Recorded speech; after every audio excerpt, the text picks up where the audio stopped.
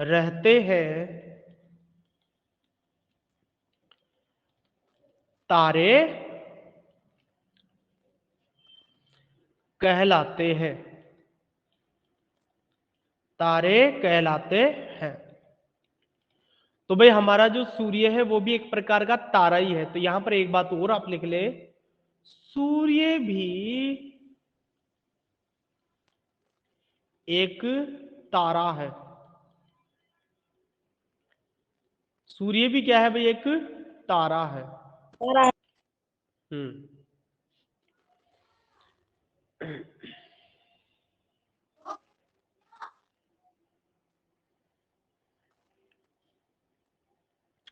लिखा भाई सबने? नहीं सर। लिखो लिखो लिखो।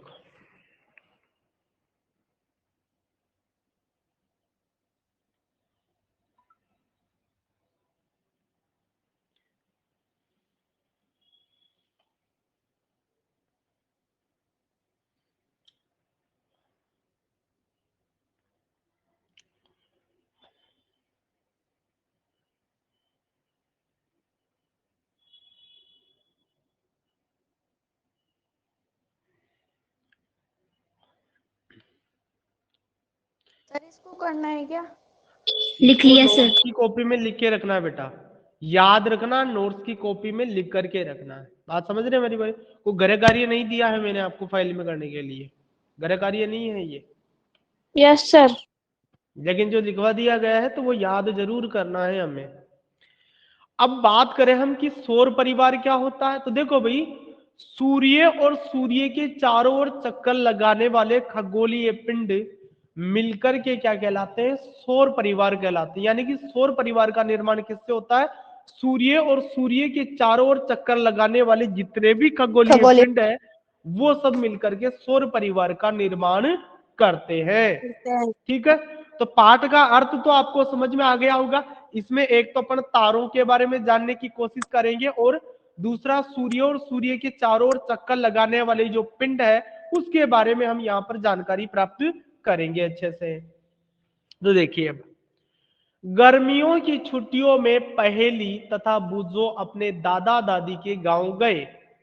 रात्रि का भोजन करने के पश्चात वे घर की छत पर गए। उस दिन आकाश स्वच्छ था, सर स्क्रीन बादल नहीं दिख नहीं रही। थे। स्क्रीन नहीं दिख रही आपको?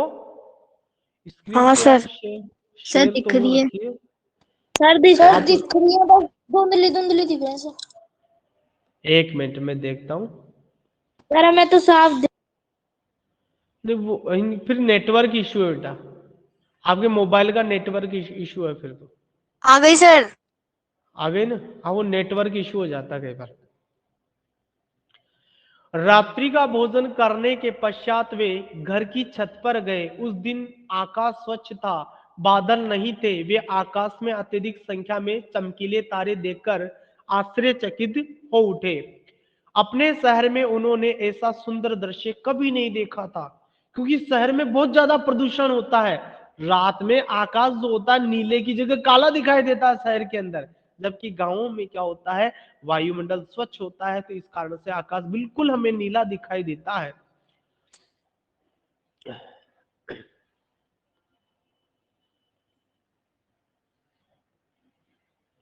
हाँ, पहले ये जानना चाहती थी कि बड़े शहरों के आकाश से गांव का आकाश इतना भिन्न क्यों है। कारण मैंने आपको बता दिया, शहरों में यस प्रदूषण सर। ज्यादा रहता है और गांवों में प्रदूषण कम रहता है। उसके दादाजी ये स्पष्ट किया कि चमकीले प्रकाश, धुएं तथा धूल के कारण बड़े शहरों में ये स्वच्छ आकाश विरले ही दिखाई देते हैं। रात्रि के आकाश का अवलोकन करना चित्ताकर्षक वही हो सकता है जहां वातावरण स्वच्छ हो तथा चमकीला प्रकाश हो। किसी स्वच्छ अंधेरी रात्रि में आकाश की ओर दृष्टि डालिए, आपको समस्त आकाश में बिंदुओं के समान असंख्य तारे दिखाई देंगे, जिनमें कुछ बहुत चमकीले, कुछ अपेक्षाकृत मंद होंगे। इनका सावधानी पूर्वक परीक्षण कीजिए, क्या सभी टिमटिमाटे प्रतीत होते हैं? तो देखो भाई, रात के आकाश में यदि हम सभी चमकते पिंडों को देखें तो उनमें से कुछ तो टिमटिमाते हैं और कुछ नहीं टिमटिमाते हैं। जो टिमटिमाते हैं वो तो तारे हैं, और जो टिमटिमाते नहीं है वो ग्रह है या फिर उपग्रह है। ठीक है, क्या यस सर। आपको तारे जैसा कोई ऐसा पिंड दिखाई देता है जो टिमटिमा न रहा हो? इनमें से जो पिंड टिमटिमा नहीं दिखते वे ग्रह है। तो देखो, जो पिंड टिमटिमाते नहीं दिखते वे क्या है? ग्रह है। ये आपकी किताब में लिखी हुई है ये बात, है ना। मैं आपको कह रहा हूं टिमटिमाते हुए केवल कौन दिखाई देते हैं? तारे दिखाई देते हैं।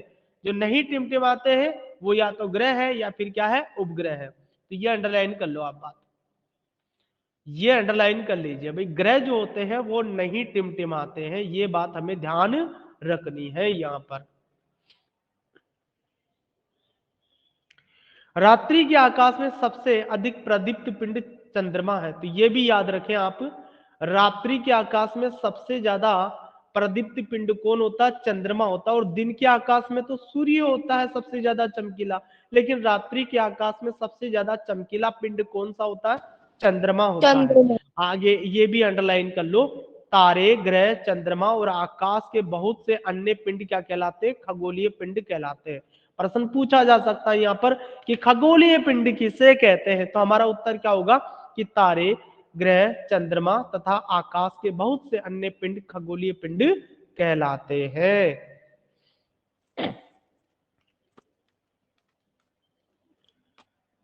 कोई दिक्कत है भाई?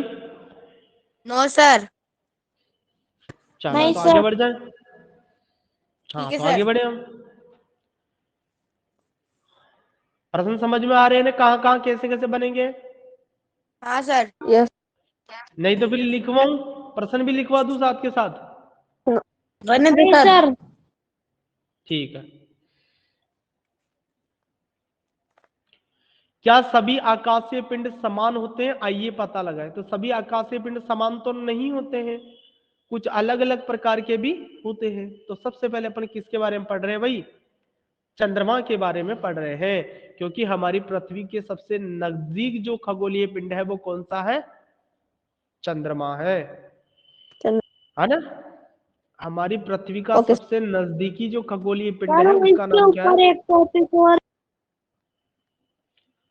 एक हाँ टॉपिक सर, और इसके है। ऊपर एक और टॉपिक है। कहाँ है? सर हमारे यहाँ रखा है। हमारे तो सर हमारे तो है। क्या टॉपिक है, नाम बताना मेरे को। खगोलीय पिंडों से संबंधित परिघटनाओं के अध्ययन को खगोलीय कहा जाता है। खगोली की कहा जाता है, ऐसा लिखा होगा ना।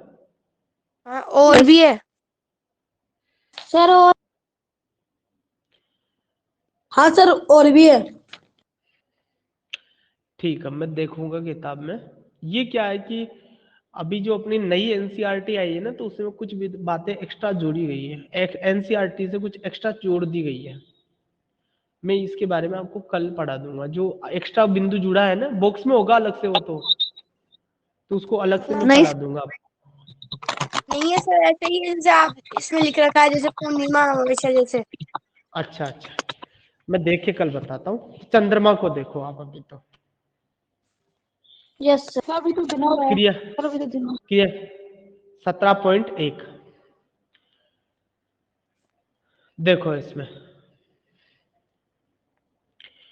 रात्रि में चंद्रमा का प्रतिदिन परीक्षण कीजिए। यदि संभव हो तो एक पूर्णिमा से दूसरी पूर्णिमा तक अपनी नोटबुक में हर रात्रि को चंद्रमा की रूपरेखा खींचिए तथा पूर्णिमा के दिन से व्यतीत दिनों की संख्या को भी नोट कीजिए। प्रतिदिन यह भी नोट कीजिए कि आकाश के किस भाग पूर्व अथवा पश्चिम में चंद्रमा दिखाई देता है। क्या चंद्रमा की आकृति में प्रतिदिन परिवर्तन होता है? बताइए भाई। हाँ चंद्रमा सर, देखते हो आप? होता है। होता है बिल्कुल। देखते ना। कभी उसका आकार लगातार घटता रहता है और कभी फिर धीरे कभी धीरे क्या छोटा होता कभी है? बड़ा। सर फिर कभी छोटा अमावस्या के कभी दिन बड़ा बिल्कुल छोटा नहीं बड़ा। रहेगा चंद्रमा।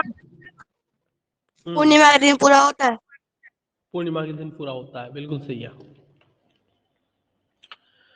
पूर्णिमा के दिन से व्यतीत दिनों की संख्या को भी नोट कीजिए। प्रतिदिन यह भी नोट कीजिए कि आकाश के किस भाग पूर्व अथवा पश्चिम में चंद्रमा दिखाई दिया। देखो, क्या चंद्रमा की आकृति में प्रतिदिन परिवर्तन होता है? क्या ऐसे भी दिन है जब चंद्रमा की आकृति पूर्णतः गोल प्रतीत होती है? तो ऐसा दिन कौन सा होता है? पूर्णिमा होता है। क्या पूर्णिमा। ऐसे भी दिन है जब स्वच्छ आकाश होने पर चंद्रमा को नहीं देखा जा सकता? तो ऐसा दिन कौन हाँ सा सर, है? अमावस्या का अमावस्या। दिन। तो अंडरलाइन करो भैया। उस दिन को जब अमावस्या। चंद्रमा की पूर्ण आकृति दिखाई देती है पूर्णिमा कहते हैं। अंडरलाइन कर लो भैया बात। उस दिन को जब चंद्रमा की आकृति, चंद्रमा की पूर्ण चक्रिका दिखाई देती है, क्या कहते हैं उसको? पूर्णिमा कहते हैं। हाँ, पूर्णिमा। हाँ, तो परीक्षा में प्रश्न पूछा जा सकता है भाई पूर्णिमा किसे कहते हैं? तो उस दिन को जब चंद्रमा की पूर्ण चक्रिका दिखाई देती है उसे क्या कहा जाता है? पूर्णिमा। अब पूर्णिमा के बाद से प्रतिदिन क्या होता है? चंद्रमा का आकार जो है घटता चला जाता है। तो देखो, हाँ, इसके पश्चात प्रत्येक रात्रि को चंद्रमा का चमकीला भाग घटता चला जाता है। 15वें दिन चंद्रमा दिखाई नहीं देता। इस दिन को अमावस्या कहते हैं। इस दिन को क्या कहते हैं? अमावस्या कहते हैं। प्रश्न अमावस्या पूछे कहते भाई हैं अमावस्या किसे कहते हैं, तो क्या बताओगे अब आप? जिस दिन चांद का छोटा जिस दिन भाग चंद्रमा आकाश में बिल्कुल भी दिखाई नहीं देता है उसे अमावस्या कहते हैं। जिस दिन जिस दिन चंद्रमा चंद्रमा बिल्कुल भी दिखाई नहीं देता। दिखाई नहीं नहीं देता है नहीं देता उसे, है उसे उस दिन को हाँ, उस दिन को कर देते हैं। बहुत बढ़िया। तिरंगा। उस बहुत दिन को, बढ़िया।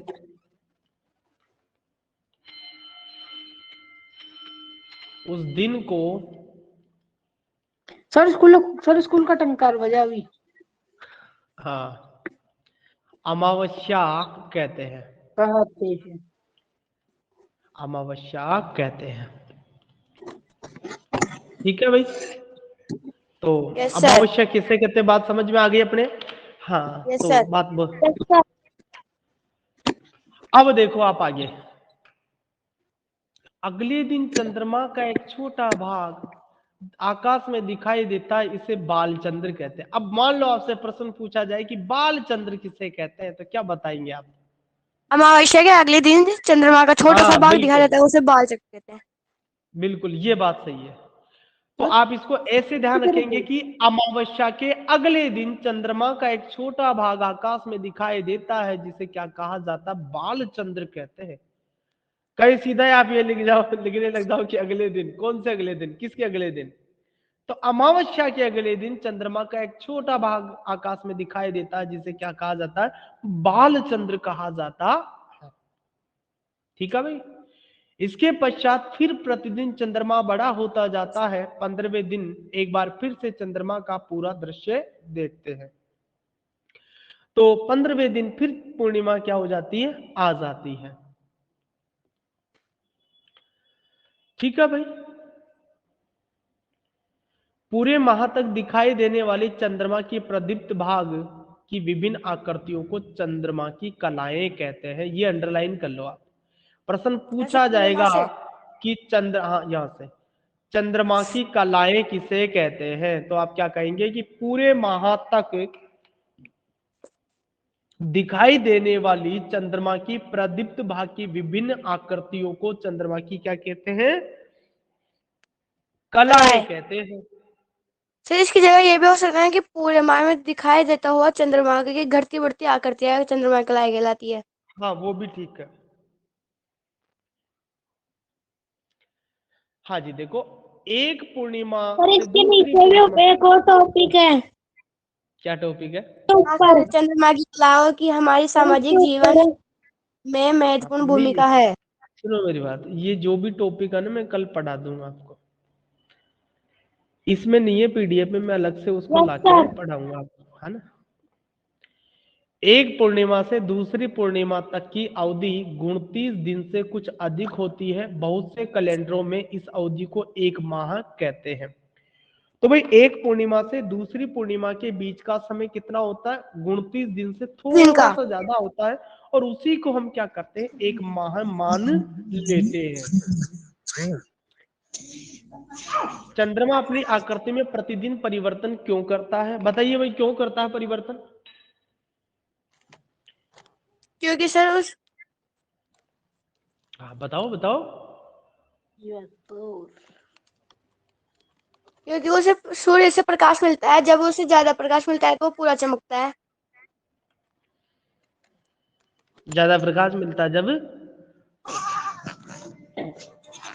अब देखो इधर, ये है हमारा सूर्य। कौन है ये? सूर्य। सूर्य। ये हमारा क्या है? चंद्रमा। सूरज। और ये हमारी क्या है? चांद। पृथ्वी। अर्थ। ये पृथ्वी है। हाँ, हाँ सर, अर्थ। पृथ्वी का जो हिस्सा सूर्य के सामने है वहां पर दिन रहता है, और जो हिस्सा सूर्य के पीछे की ओर है वहां पर क्या होता है? रात होता है। और आप सभी को पता है कि ये पृथ्वी अपने अक्ष पर लगातार क्या कर रही है? घूर्णन कर रही है। अब सुनो, चाहे पृथ्वी हो चाहे चंद्रमा हो, ये खुद के प्रकाश से प्रकाशित नहीं होते हैं, ये सूर्य के प्रकाश से क्या होते हैं? प्रकाशित होते हैं। तो देखो इधर, ये सूर्य से किरणें आ रही है, ऐसे आ रही है, और चंद्रमा के हाँ ऊपर सर। गिरी इस भाग पर। अब चंद्रमा के ऊपर जो प्रकाश की किरणें गिरती है उसी को ये पृथ्वी की ओर परावर्तित करता है, जिसके कारण आपको क्या दिखाई देगा? चंद्रमा दिखाई देगा। लेकिन चूंकि पृथ्वी अपने अक्ष पर लगातार घूर्णन कर रही है, इसलिए कई बार ऐसा होता है कि चंद्रमा प्रकाश को जो परावर्तित करती है उसका कुछ ही हिस्सा हमारी धरती पर पहुंच पाता है।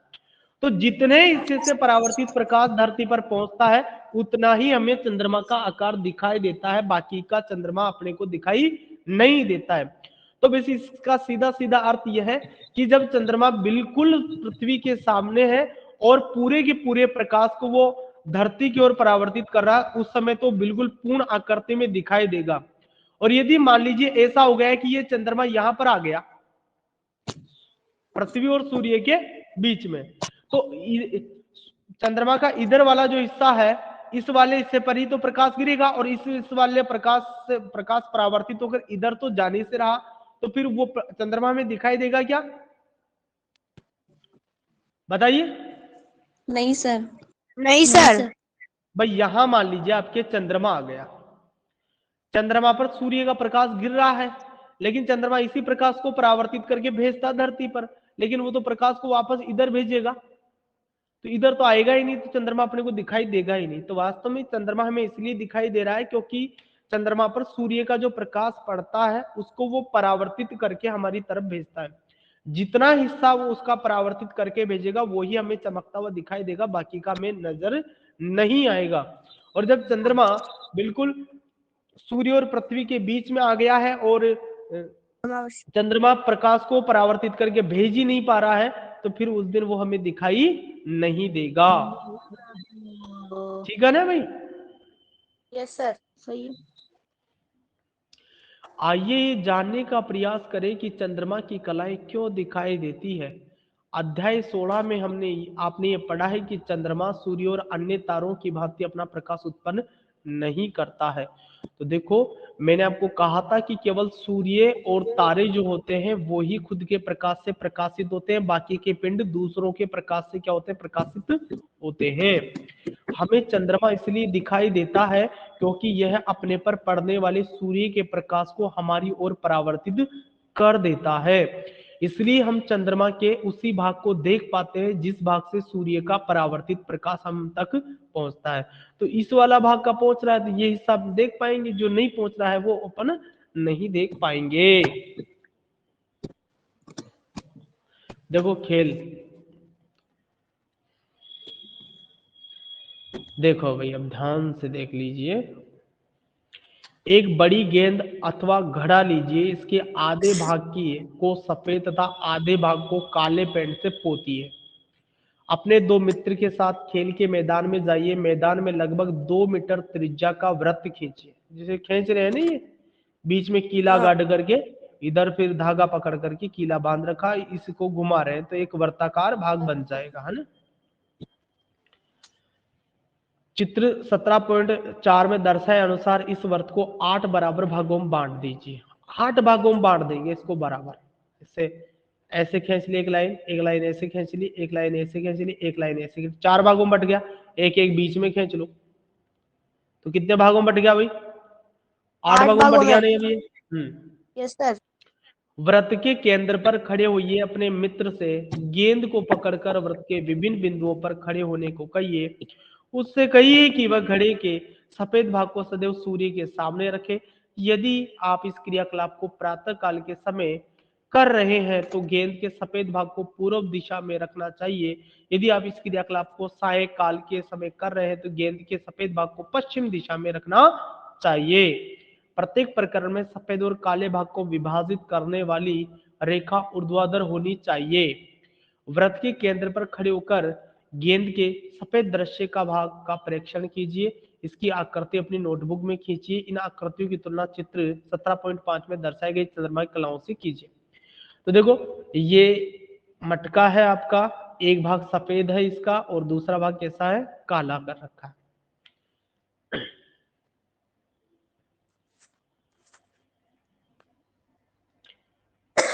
तो ये चंद्रमा की विभिन्न आकृतियां हैं, देख लीजिए आप।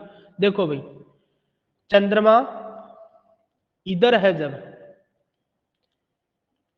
यहां पर है चंद्रमा इस समय, यहां पर, यानी कि सूर्य और पृथ्वी के बीच में इधर क्या है? ये आपके सूर्य है। तो जब चंद्रमा यहां आ रखा है तो इसका प्रकाश धरती पर पहुंच ही नहीं पाता टकरा करके, इसलिए चंद्रमा बिल्कुल काला दिखाई दे रहा। अमावस्या हो गई इस दिन। जब चंद्रमा यहां आया तो इसका कुछ हिस्सा प्रकाश को परावर्तित करके इधर भेज पा रहा है, क्योंकि देखो ये हिस्सा जो है, ये वाला हिस्सा, ये प्रकाश को परावर्तित कर सकता है।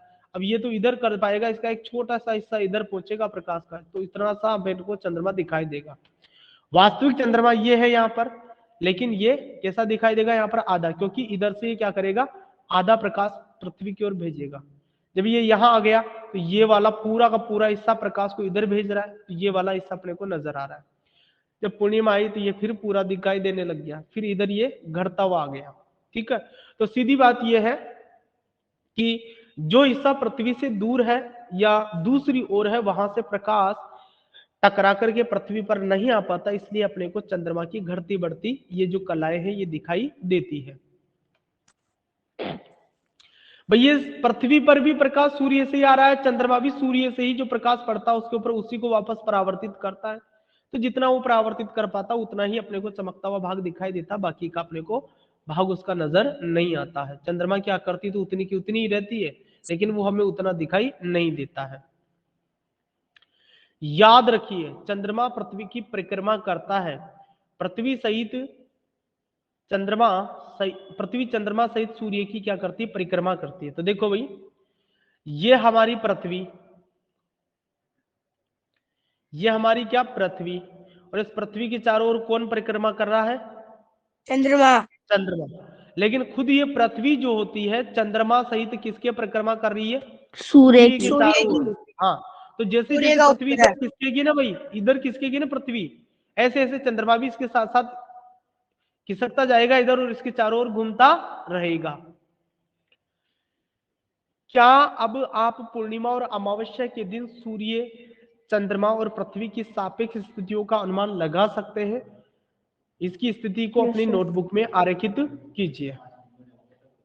पूर्ण चंद्रमा देखने के लिए आप आकाश के किस भाग में देखेंगे? बालचंद्र के पश्चात पृथ्वी को देखने पर प्रतिदिन चंद्रमा के प्रदीप्त भाग में वृद्धि 12 बजे नहीं है। हाँ। बालचंद्र के पश्चात पृथ्वी से देखने पर प्रतिदिन चंद्रमा के प्रदीप्त भाग में वृद्धि होती जाती है। पूर्णिमा के पश्चात पृथ्वी से देखने पर चंद्रमा का सूर्य द्वारा प्रदीप्त भाग प्रतिदिन आकार में घटता जाता है। अब मेरी बात सुनिए भाई,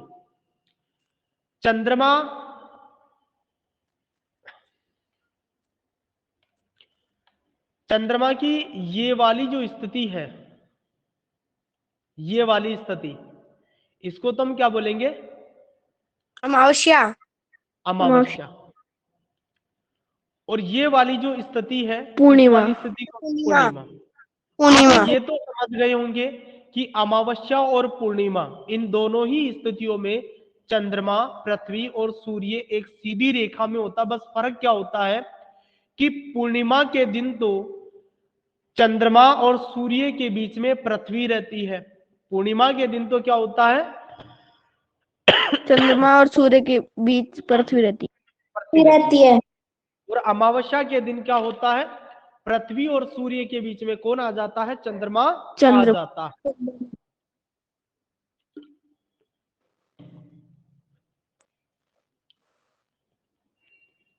ये बालचंद्र। यहां चलेगा ना। हाँ मैंने सुना है कि हम है। पृथ्वी से चंद्रमा के पीछे की ओर के भाग को नहीं देखते, क्या सही है? तो बिल्कुल सही हाँ है ये सर, बात। ये धरती पर लगभग 1 मीटर व्यास का एक वृत्त खींचिए, अपने किसी मित्र से इस वृत्त के केंद्र पर खड़े रहने के लिए कहिए। आप अपने मित्र की परिक्रमा इस प्रकार कीजिए कि आपका मुख सदैव उसकी ओर ही रहे। क्या आपका मित्र आपकी पीठ देख सकता है? तो नहीं देख सकता वो, क्योंकि हम जब नहीं भी देख परिक्रमा सकता। कर रहे हैं तो मुंह उसकी तरफ कर रखा हमने। क्या आपका मित्र आपकी पीठ देख सकता है? एक परिक्रमा करने में आपने कितने गुणन किए? चंद्रमा पृथ्वी की परिक्रमा इसी ढंग से करता है। चंद्रमा पृथ्वी की एक परिक्रमा पूरी करने में अपने अक्ष पर एक घूर्णन करता है। ये अंडरलाइन करो भाई बात आप। चंद्रमा पृथ्वी की एक परिक्रमा पूरी करने में अपने चलिए अक्ष पर सर। कितने घूर्णन करता है? एक एक घूर्णन एक करता है। एक हाँ, आपने वो फिर गणी घुमाई है क्या भाई? नहीं नहीं सर। ऐसे फिर गणी नहीं आती क्या? हाँ सर, मैंने हाँ वो, घुमा रखी है। हाँ घुमाइए सर। वो पर ऐसे डंडा ऐसे मैंने नहीं भी चाहिए। घुमा वो रखी है। अपनी, हाँ तो अपनी जगह वो घुमाइए। गोल गोल ऐसे घूमती है ना, तो उसको तो अपन कहते यस। हैं घूर्णन। क्या बोलते हैं उसको? घूर्णन। घूर्णन। अपनी जगह घूर्णन। ऐसे ऐसे ऐसे घूम रहा है वो तो। और यदि मान लीजिए वो केंद्र है और उसके चारों ओर वो घूर्णन करते हुए ऐसे भी चल रहा है, जैसे वो अपने ही अक्ष पर ऐसे ऐसे भी घूमता चल रहा है और ऐसे चल रहा है वो, जैसे आपने जमीन चक्कर चलाया होगा, तो वो यस सर। ऐसे ऐसे भी यस घूमता है सर। और अपनी जगह से भी दूसरी जगह वो चला जाता है घूमते घूमते। जाता है कि नहीं जाता बोलो? जाता है सर। तो वो जाता है जाता अपनी सर। है। जगह पर ही घूम रहा है तो वो तो है घूर्णन। और कोई केंद्र के चारों ओर मान लीजिए ऐसे चक्कर भी लगा रहा है वो, तो उसे अपन कहते हैं परिक्रमण। क्या कहते हैं उसको? मान लीजिए वो यहाँ से चला और यहाँ यहाँ आ गया है, ऐसे घूम रहा है, तो ऐसे घूमते घूमते वो ऐसे भी चल रहा है, तो ये क्रिया क्या कहलाएगी? परिक्रमण। जैसे अपन किसी देवता के स्थान पे जाते हैं, परिक्रमा लगा के आते हैं ना, तो वो यस क्या सर। है? Yes sir. परिक्रमण। वो क्या है? परिक्रमण है। और अपन जो फ्रीकड़ी घुमा रहे हैं ना, तो वो क्या है? गुणन है। ठीक है ना भाई? ठीक है, तो आज जहां तक ही अपन पढ़ लेते हैं, कल अपन चंद्रमा का प्रश्न पढ़ लेंगे। अब किसी थैंक को यू समझ सर। में आया तो बोलो। हाँ, thank you thank sir. You sir. छोटे में सर। टॉपिक जो भी आपके मैं कल लेके आऊंगा उनको मैं पीडीएफ बना के आपको पढ़ा दूंगा कल उनको भी, है ना? जो भी छूटे हुए सब। ठीक है सर। कोई दिक्कत? बोल बोल। No sir. फोन करे एक बार, एक बात करनी है कुछ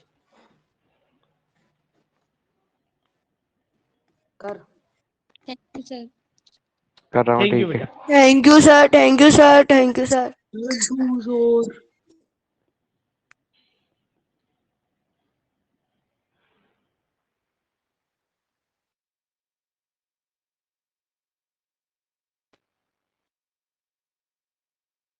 हेलो सोनू।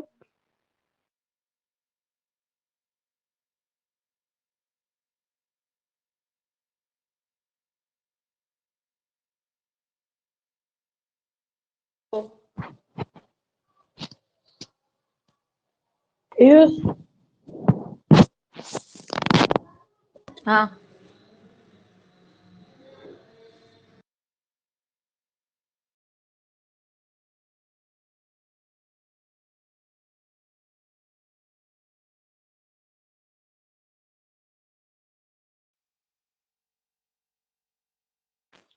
Hello hello.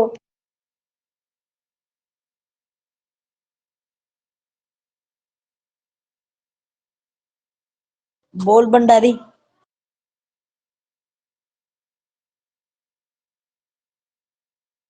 अपने यहाँ का हीरो, हीरो नंबर 1, साला सुअर की पिल्लो।